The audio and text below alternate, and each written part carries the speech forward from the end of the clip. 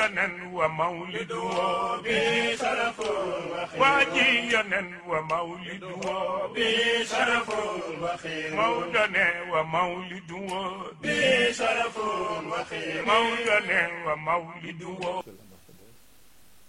C'est un plaisir de vous recevoir ici, dans ces cités religieuses bénies, par les prières de Mme Cheikh Seydi Hadji Malick radiallahu ta'ala anhu et tous ces conditions qui ont eu à cheminer avec lui pour arriver à ce niveau pendant la période dont il a choisi la date, le moment, pour célébrer la naissance du sceau des prophètes Sayyidina Mohammed sallallahu alayhi wa sallam. Ensemble, nous venons ici vous dire les mots de bienvenue de son éminence, le général des Tidianes, Serigne Babacar Sy Mansour.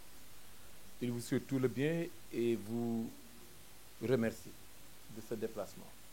Et nous mesurons à sa juste valeur l'intention que vous avez de venir ici accompagner la famille religieuse pour la célébration de cette nuit. Vous êtes en compagnie d'un de ses neveux, Lamine Niang, dont son homonyme est le neveu du Khalife. C'est un plaisir de le recevoir chaque année parce qu'il venait très souvent ici avec les différents ministères auxquels il a eu à travailler pour apporter la contribution de ses administrations.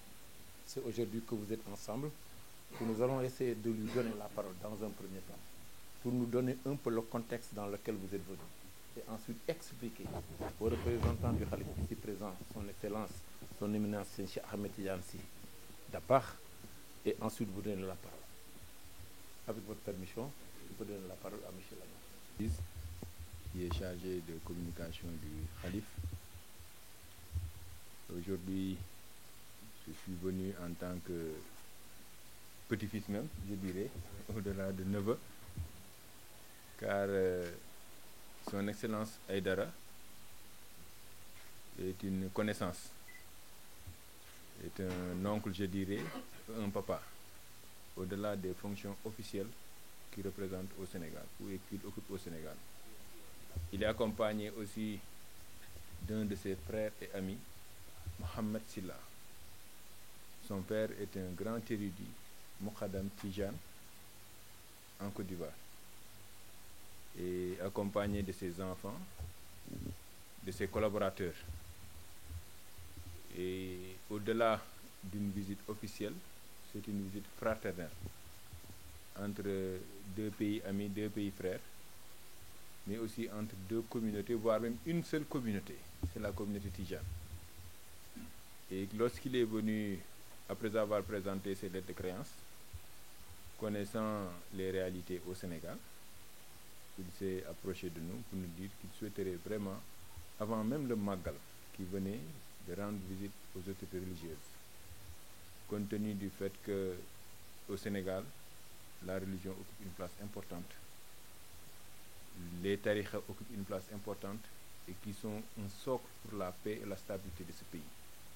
Lui étant missionnaire, étant frère, il a voulu se fondre dans cette dynamique avec toute la communauté sénégalaise. Ce qui a fait que lors du Magal, il a eu à participer à la cérémonie officielle. Et aujourd'hui, avant même la cérémonie officielle du Mawlud, il a souhaité rencontrer son éminence, le Khalife général des Tidianes, et qui a bien voulu désigner son frère, ambassadeur comme vous aussi, pour vous recevoir, vous accueillir et vous souhaiter la bienvenue. Mais c'est une mission officielle, mais aussi encore c'est une mission fraternelle entre deux pays frères. C'est pourquoi il est venu accompagné de ses enfants, accompagné de ses neveux et accompagné de son ami. Donc nous sommes là juste pour lui ouvrir les portes en vous disant que vous avez devant vous un frère, vous avez devant vous quelqu'un qui est comme nous, qui est chez lui, qui est au Sénégal en tant que missionnaire, mais quelqu'un aussi qui aime ce pays. Quelqu'un qui aime ce pays, et il me dit que c'est la première fois qu'il vient à Tivaouane.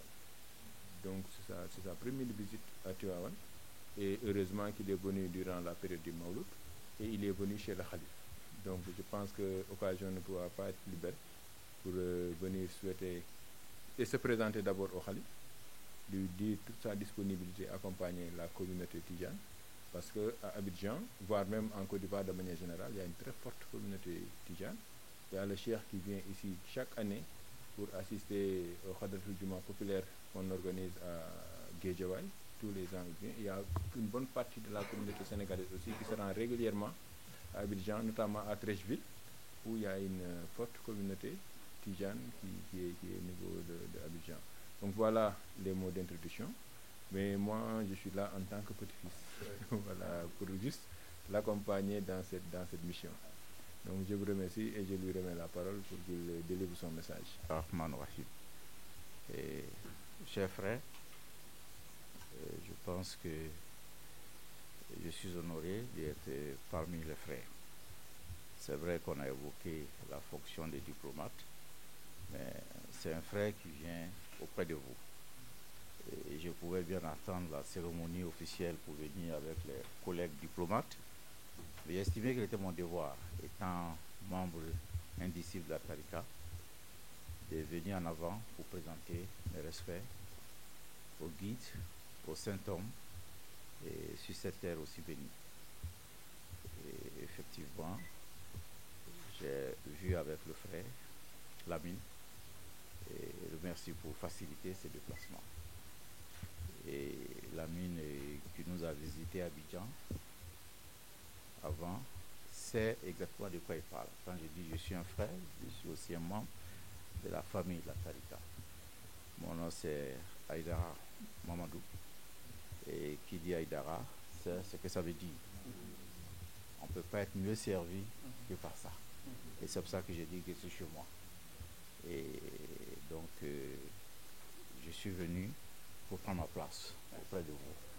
Je ne suis pas venu pour quoi que ce soit. Je ne suis pas venu pour créer des liens. Mais je suis venu avec les salutations fraternelles de vos frères et de sœurs qui sont de l'autre côté, que la séparation des frontières a permis d'être de l'autre côté, mais qui sont vos frères. Parce que Dieu le dit, quand vous dites la ilaha illallah, Muhammadur Rasulullah, on est tous des frères et des sœurs. C'est seulement la couleur, c'est la circonstance qui nous différencie. Et je suis doublement honoré de vous dire à quel point, en tant qu'ambassadeur, je représente non seulement mon pays, ici la Côte d'Ivoire, mais je représente la communauté, je représente la Ouma. Et au nom de mon président, Alassane Ouattara, qui est le premier président musulman de la Côte d'Ivoire. C'est assez important. Parce que les choses peuvent ne pas sembler évidentes, mais la Côte d'Ivoire, c'est 60% des musulmans. Toute la partie du nord de la Côte d'Ivoire, la partie de Bouaké, est musulmane. Et là-bas, vous avez des frères et des sœurs qui sont dans la Tarika. Mais si on n'a pas l'opportunité de rencontre, c'est des choses qu'on ne peut pas savoir. Et vous avez cité la communauté tijanite à Treichville. C'est une communauté connue qui est intégrée. Nous, on ne les considère pas comme une autre communauté qui n'a pas des Ivoiriens à part entière. Et les saluer parce que tous, ils ont contribué à faire des prières pour qu'aujourd'hui, l'apaisement que nous connaissons en Côte d'Ivoire est le fruit des prières qui ont été faites pour que un jour, tant attendu, ce jour tant attendu qui fait que le couronnement, qu'un musulman puisse diriger la Côte d'Ivoire, imposer des valeurs, servir de modèle puisse se faire. C'est grâce à vos prières. La Côte d'Ivoire a connu des moments difficiles. On sait que partout, il y a eu des prières pour soutenir ce pays frère. Et moi, je suis venu témoigner et vraiment notre reconnaissance pour toutes les prières qui ont été faites. Et vous exprimez notre gratitude pour toutes ces prières faites. Et mon président, qui a bien voulu m'autoriser à venir, vous transmet ce salut fraternel. C'est un de vos frères. On n'arrête jamais de prier, parce que Dieu nous ordonne de prier et de lui demander. Nous demandons la paix. Moi, je suis venu à des circonstances particulières. Et l'année dernière, je suivais le dossier ici. Et quand il y a eu le changement d'administration, mon président a bien voulu que je vienne. Il a dit non, le Sénégal, c'est mon second pays. Toute ma carrière professionnelle, j'ai pratiqué au Sénégal, notre président. J'ai fait toute ma carrière, c'est le pays que je connais le mieux. Et si j'ai un second pays, c'est le Sénégal. Donc je veux que avant de venir au Sénégal, j'étais son collaborateur en tant que conseiller diplomatique.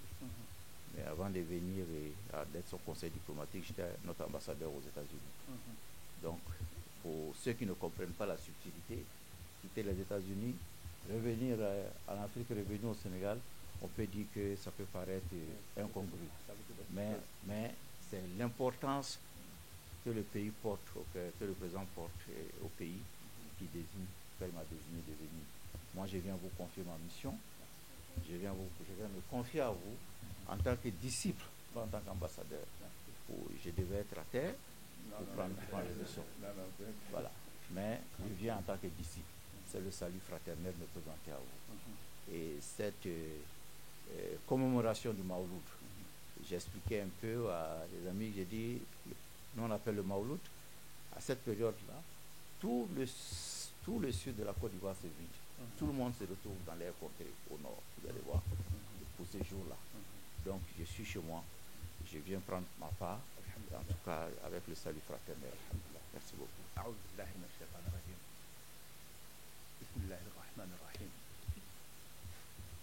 Alhamdulillahi Rabbil Alamin. والصلاة والسلام على من بعث رحمة للعالمين وعلى آله وصحابته الغر الميامين ومن اقتفى بآثاره واهتدى بهديه إلى يوم الدين. ورضي الله عن القطب الأكبر الأشهر سيدنا ومولانا وحبيبنا أحمد محمد السالم التجاني رضي الله تعالى عنه. السلام عليكم ورحمة الله تعالى وبركاته. Excellence, Monsieur l'ambassadeur et très cher frère, ñi ngi lay nuyu bu baax a baax. damay wax nag ci wolof ndax yeneen mbokk yi mën a xam ne kat ay mbokkeek soppe mu di nit ku tedd fa tabaarakallah. ndax tamit suñu borom yonent bi sallallahu alayhi wa sallam dafay wax ne anzilu naasa manazilahum, nit ku nekk wala nit ñi dañ leen war a wàccee seeni wàccuwaay. moom nag wàccuwaayu monsieur le président de la république Alassane Ouattara Alhassane Ouattara di frère di lépp, wàccuwaayam lañ ko war a wàcce ndax bu waxee moo wax, bu doxee moo dox, bu dégloo moo déglu, bu xoolee moo xool. lettre de créance yooyu ngeen di dégg loolu la ci président bi bind ak yeneen. diwkat mooy sama ndaw, mooy ndaw réew mi, jëmale ko nag ca ruwaa ba wala ci naataangoom bu mën doon. su waxee maa wax, su ñëwee maa ñëw, su doxee maa dox, ba nga xam ne kenn rek kay tax drapeau bi nga xam ne ci otom bi lay nekk bu fa président chef d'état ñëwee mu wàcc en berne.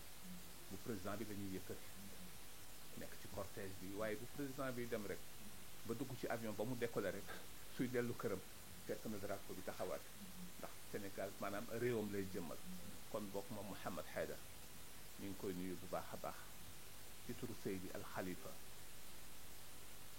di ko bége, di ko wax ne ñu ngi koy dalal jàmm ci ay mbokkam ak i soppeem. lii duñu ne guléet entre Côte d'Ivoire ak Sénégal. amitié moo fi am, fraternité am fi, coopération bu dëgër a dëgër am fi. foofa dem fekk fa ay njaboot te lépp di yiw, lépp di jàmm. bien avant l'indépendance ba léegi lépp di rafet. kon bokk su fi ñëwee këram la ñëw, ci ay soppeem la ñëw, ci waajuram la ñëw, mu di suñu kilifa ku tedd ki. kilifa gi di kilifaam comme ni ko président nekk kilifaam. kilifa gi di kóllëre di xarit ci président Ouattara ak njabootam nga ko yàlla ci loxoom fa mu nekk yëpp. kon bokk yàlla yàlla yokk jàmm. ñu ngi koy wax ne ko sëriñ bi mu yëgee ñëw bi rek dafa ne ñëw teertul ko bu doon sagoom te yàlla may ko yàlla na ko yàlla may lu gaaw mooy wàcc ba fii. moom lañ ko xamee ci modestie, ci gentillesse, ci générosité, bu cœur et d'esprit. moom sëñ Babacar Mansour ci bëgg nit, nekk mutawaadi ku humble fa tabarakallah. loolu la xam. bu doon loolu fekkoon tey du ngantam mooy wàcc ba fii. moom it tamit ñëwam bi ak ni mu toog ak ni mu waxee rek nga xam ne kii ku yàlla baaxal la. ndax ku jóge fu baax mooy xam lu baax, mooy wax lu baax, mooy jëf lu baax. boole seet Mouhamed Haydara soo ko déggee ça veut tout dire. waaw ci surata la ñuy doon ñoo xam mooy Haydara pour ci Afrique. kon bokk ñu ko sant bu baax tànk yi di nuyu Mouhamed mbokk sëñ Sifle bi mu àndal, di ko gërëm di nuyu tamit Mouhamed Amine Bara gisee nga xam ne doom la ci sët la ci taalibe la ci lépp comme ñu ko fi nekk. waaw di ko wax nag ne ñu ngi toog ak comme Baye Abdou Aziz Mbaye bi nga xam ne moom tam doom la ci kër yi ñu mag lépp ñu bokk bàyyi di ko wax tamit Cheikh Hamdou Habib di doon ci sëriñ bi moom itam di jàppale katam di koy jàppale ci yenn yi ak responsabilité yi di ko présenté tamit Cheikh Papis Diop nekk collaborateur nekk soppe nekk mbokk nekk jarbaat nekk doom tabarakallah ci sëriñ nekk nit ku baax ba pare nekk ingénieur hydraulique boo xam ne fa mu gën a kowee faire yi mu gën a kowee am nañu ci nekk donc moom li sëriñ boole di wax rek ne wax naa sànq du guléet ndax entre Côte d'Ivoire ak Sénégal dafa yàgg benn réew la benn bëgg-bëgg la benn yéene la benn jëmuwaay la te loola yépp weesuwul jàmm ak muccale ak naatal sa réew yiir sa njaboot yéene ñëpp jàmm soo seetee tamit déplacement bi commencé na bu yàgg-yàgg depuis des siècles ñuy échangeante ay délégation ak demalante dikkante tubaab bi rek le colonisateur moo ñëw def ay pàcc waaye lépp benn réew la woon benn suufu yàlla woon li koy gën a dëggal rawatina ci kër gi ñu nekk ak alaaqa mu di relation bi ñu am ak Côte d'Ivoire yàgg na ndax nay faral di wax ne Cheikh Seydi El Hadji Malick dafa am qabul aam wa shamil léppam yiw la yàlla mooy doxale noonu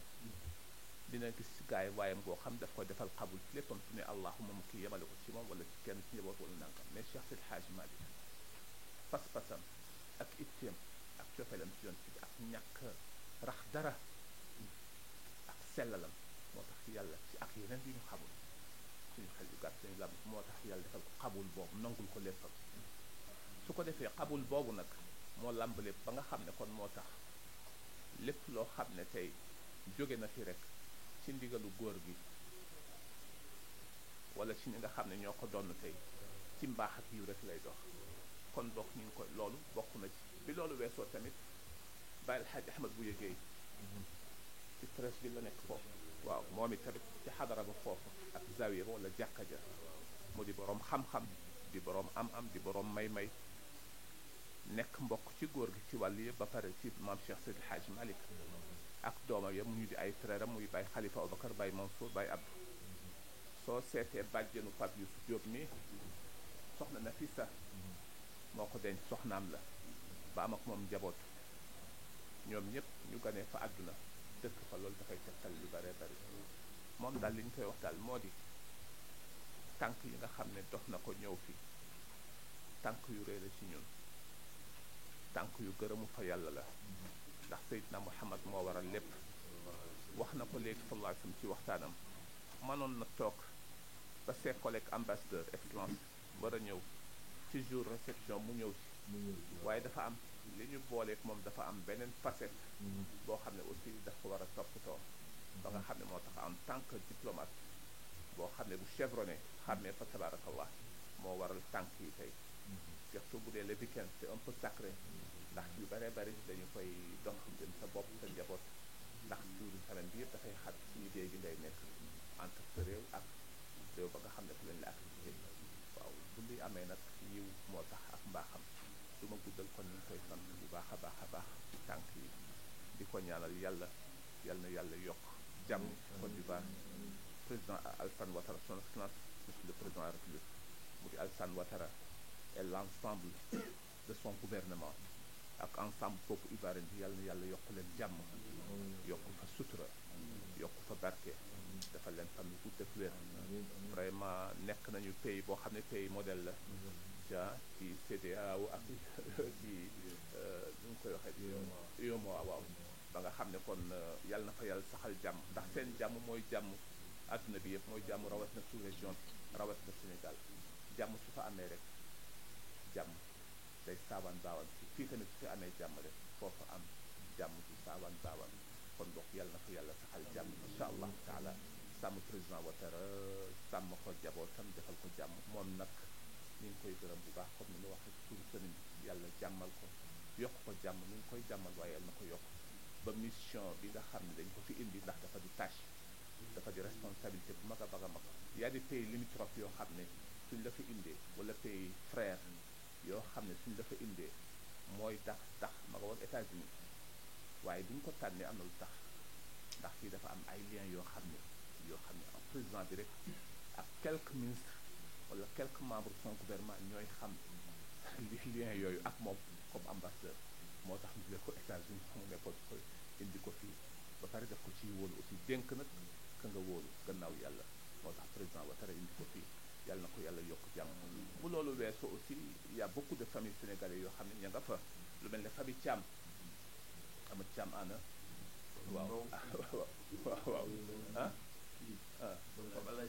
ah waaw c'est waaw donc ça veut tout dire su ko defee kon loolu tamit moo di ñoom Cheikh Tidiane Thiam ak ñoom Auguste ak ñoom Ndeye Ana Thiam Yamuto ñoom fa tabarakallah pour gàttal wax bi balaa may daaneel liy symboliser li ma wax wala lenn ci li ma wax invitation boo xam ne président Houphouët-Boigny yàlla na ko yàlla yërëm dafa soppoon Hadj Abdoulaye Dabakh ngir yàlla invité na fi góor dans les années 80 invitation bu mag a mag a mag góor gi dem recevoir top invitation spéciale ba pare ne ko nag dama lay yónnee avion nga dem am na dëkk sax bu may préparé pour sur capitale pour nga dem tamit ñaan waaw président Houphouët jox su góor gi Hadj Abdoulaye ak délégation Papa ñoom Papa ñoom ñu ngi ci woon dem ba jóge Abidjan dem ba Yamoussoukro pour toog ko gis dëkk bi loola ça veut beaucoup dire dafay wax dafay tegtal ci lu bare bari ci joxeel bi am kon bokk jàmm rek moo xaj suñu diggante mi ngi am lii daf koy gën a dëgëral yàlla na ko yàlla fay yokk ko jàmm yokk ko sutura ngeen baal ñu sëriñ bi daal fa mbëkk te yem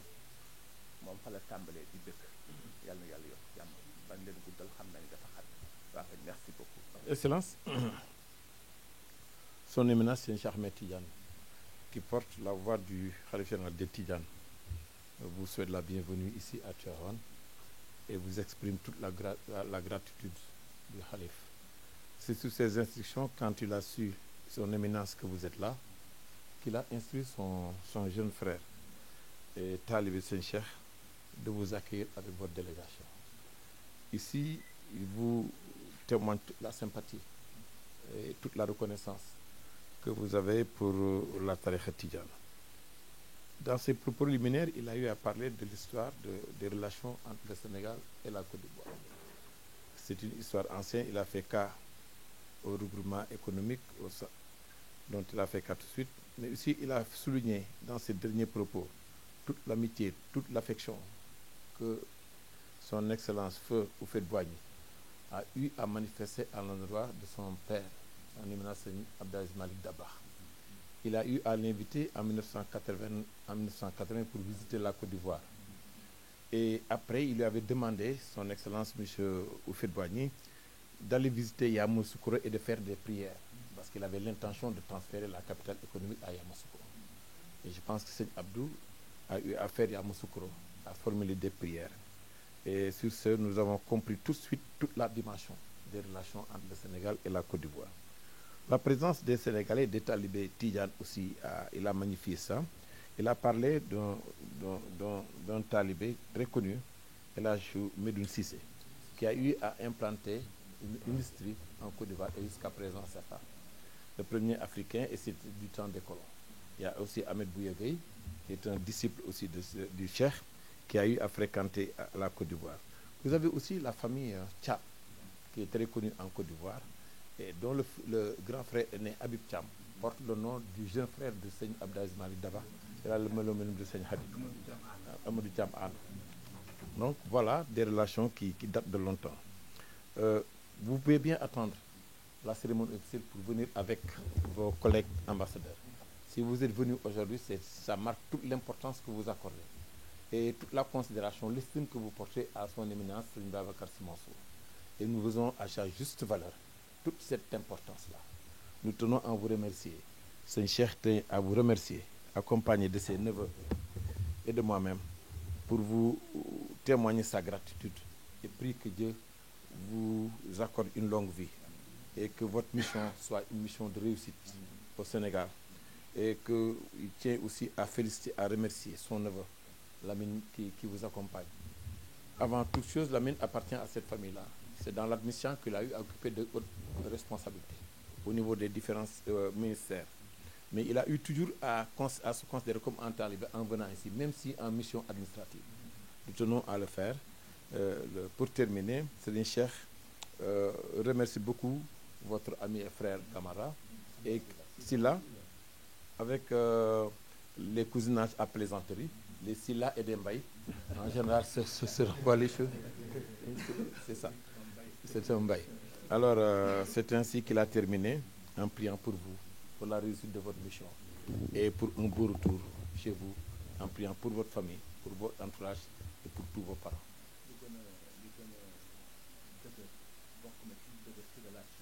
Non, non, il dit ce qui a solidifié les relations.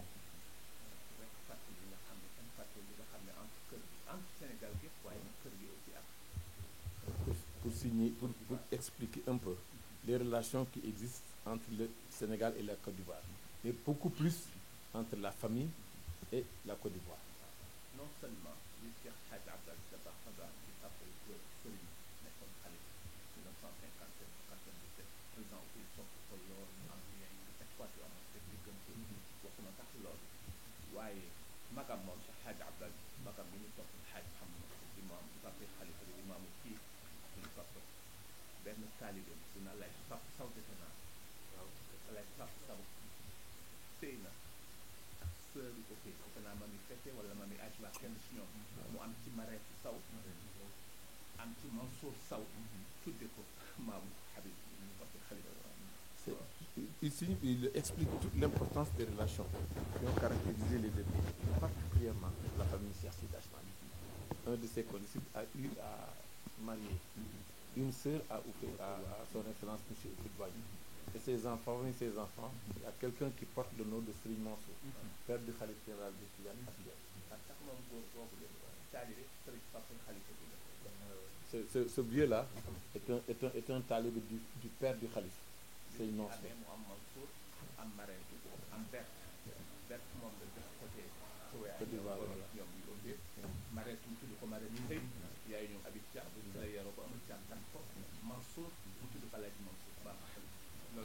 Porte le nom du père du Khalife. Il y a Mareetu aussi, qui a été ici, et il y a l'autre qui a pris un peu le côté de son excellence, M.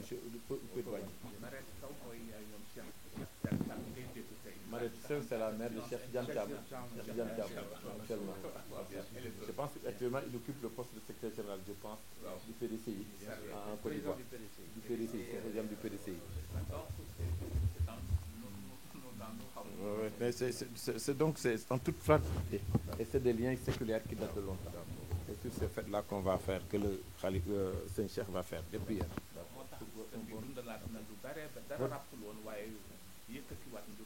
Votre visite a donné un regain de vitalité aux relations entre la famille ici et la Côte d'Ivoire.